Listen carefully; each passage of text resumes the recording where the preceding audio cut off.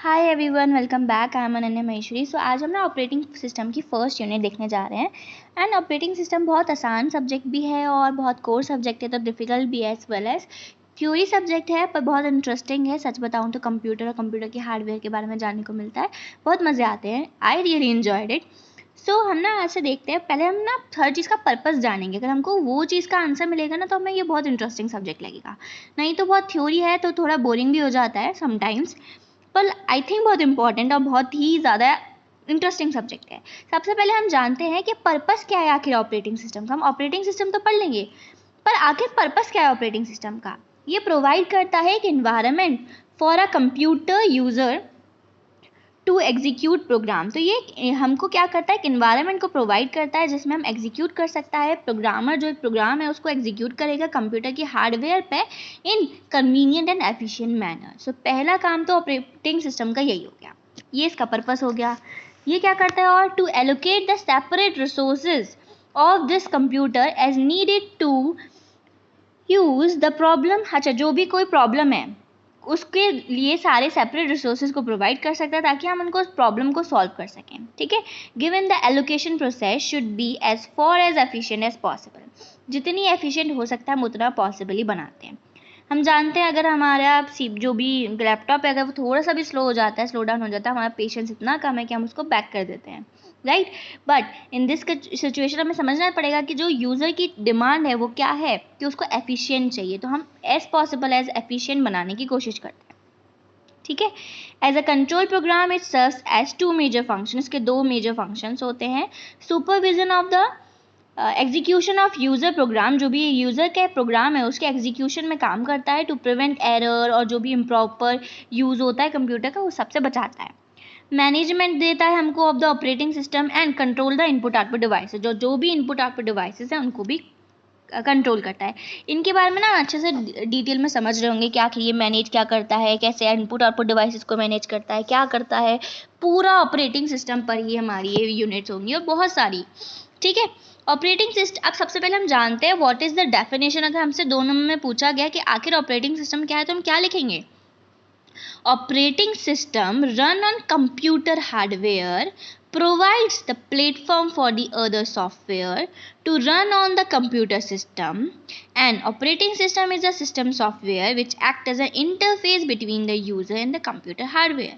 देखिए ये लाइन बहुत ज़्यादा इंपॉर्टेंट है, बहुत अच्छी लाइन है ये। ऑपरेटिंग सिस्टम रन करती है कंप्यूटर के हार्डवेयर पे। आप बात समझिएगा, कंप्यूटर का हार्डवेयर है, उससे बात कौन कर रहा है, ऑपरेटिंग सिस्टम कर रहा है।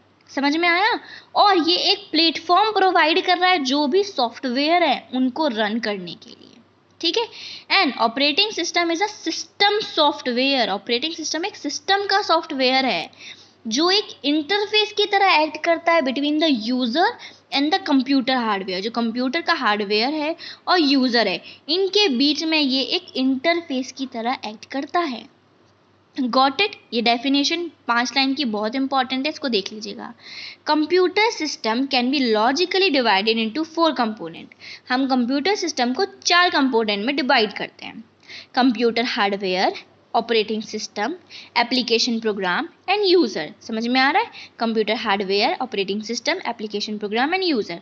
अब इसको एक बार डायग्राम से समझते हैं। कंप्यूटर का हार्डवेयर आया एज अ कोड, उससे बात कौन कर पा रहा है, ऑपरेटिंग सिस्टम बात कर पा रहा है। ठीक है, अभी हमने पढ़ा था कि हार्डवेयर से कौन डील करता है, ऑपरेटिंग सिस्टम डील करता है।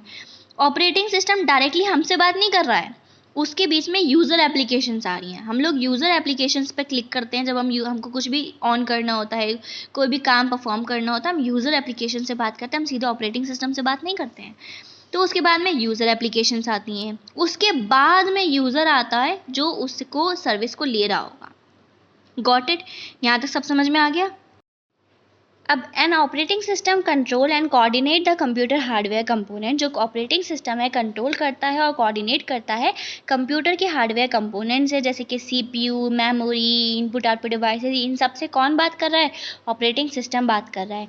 Among the various application program, इतने सारे वेरियस एप्लीकेशन प्रोग्राम हैं तब भी फॉर डिफरेंट यूजर्स। ठीक है, समझ में आ गया। तो अब हम आगे बढ़ते हैं। एक ऑपरेटिंग सिस्टम के दो मेन ऑब्जेक्टिव्स होते हैं। वो क्या होते हैं? कन्वीनियंट होना चाहिए और एफिशिएंट होना चाहिए। यहाँ पे एक तीसरा भी लिखा हुआ है, preservation of interfaces between the user activities, यानी कि जो एक इंटरफेस की तरह एक्ट करता है वो उसका काम भी करता है। पर बेसिकली हमारे पास दो मेन ऑब्जेक्टिव्स होते हैं। हम अगर कोई मशीन डिज़ाइन कर रहे हैं तो हम क्या चाहेंगे? पहला कि वो कन्वीनियंट हो, दूसरा वो एफिशिएंसी उसकी बहुत अच्छी हो। ठीक है। Operating system is also called as resource manager. ये भी बहुत इंपॉर्टेंट है, ये शायद एक दो बार गेट में भी आया है।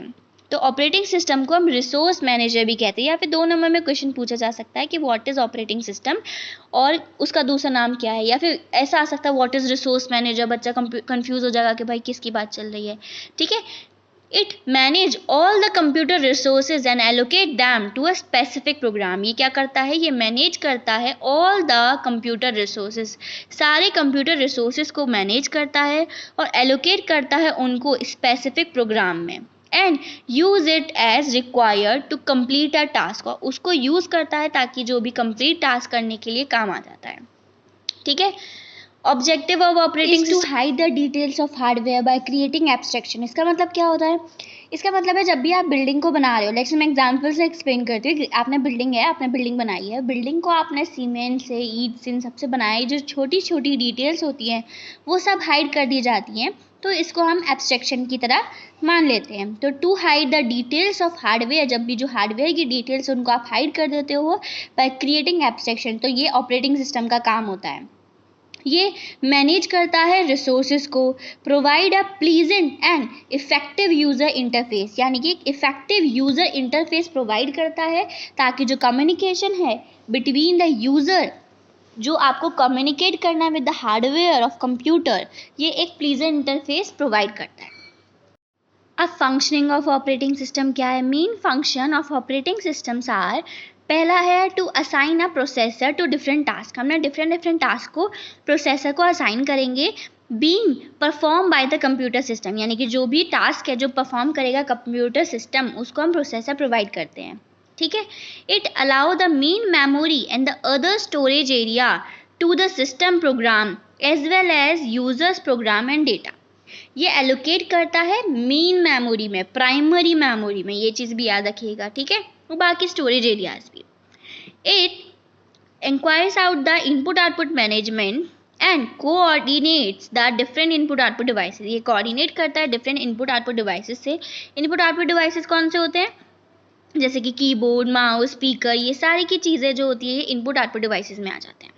वाइल वन और more program is being executed, it establish and enforce the job priority. ये जॉब प्रायोरिटी को इस्टेब्लिश करता है। ठीक है। It transfers the control from one program to another. एक प्रोग्राम से दूसरे प्रोग्राम पर कंट्रोल को भेजता है as per the control signal supply by the user. जो कंट्रोल सिग्नल हमें यूज़र सप्लाई करता है उसके बेसिस पर। ठीक है। आगे ना आप इन चीज़ों को बहुत डिटेल में पढ़ रहे होंगे ना, तो आपको समझ में आएगा कि बहुत अच्छी तरीके से समझ में आएगा कि क्या चीज़ें चल रही थी आखिर। It establish and maintain the data security and integrity। तो ऑपरेटिंग सिस्टम का ही काम है कि वो एक डेटा सिक्योरिटी और इंटीग्रिटी को स्टैब्लिश कर पा रहा है। Got it? It also produces the error message and debugging codes। ये जो debugging codes और error message होते हैं वो भी ऑपरेटिंग सिस्टम ही प्रोवाइड करता है। It maintain the log of user in multi-user DS data structure, यानी कि जो ये मेंटेन करता है log of users in multi user data, जो डेटा सिस्टम है। ठीक है। It establish easy communication between the computer system and the computer operator, यानी कि जो भी कंप्यूटर ऑपरेटर है और कंप्यूटर सिस्टम है इनके बीच में एक अच्छा फैसिलिटेट करता है। क्या? ईजी कम्युनिकेशन को फैसिलिटेट करता है। So that's it for this first lecture. अगले लेक्चर में हम लोग देखेंगे कि वो क्या क्या काम करता है, जैसे memory management, processor management, file management, बहुत सारे मैनेजमेंट्स होते हैं जो भी ऑपरेटिंग सिस्टम के काम होते हैं, वो हम आगे वाली वीडियोस में देखेंगे। जब तक अगर आपके पास कोई भी फीडबैक हो related to me, let me no.